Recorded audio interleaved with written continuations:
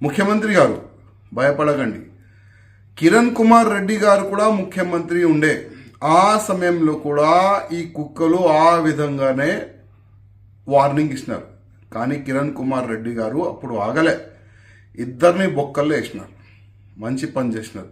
ఇవాళ కిరణ్ కుమార్ రెడ్డి గారిది మంచి పేరుంది ఇవాళ. అదేవిధంగా మీరు కూడా ఒక సంకల్పం తీసుకున్నారు, ఎట్టి పరిస్థితుల్లో చెరువుకి కబ్జా చేసిన వాడికి నేను ఇవ్వను. ఇట్లాంటి చిన్నోళ్ళు వార్నింగ్ ఇస్తూనే ఉంటారు, దానికి మీరు పక్క పెట్టండి. మీరు తీసుకున్న సంకల్పం పూర్తి చేయాలి.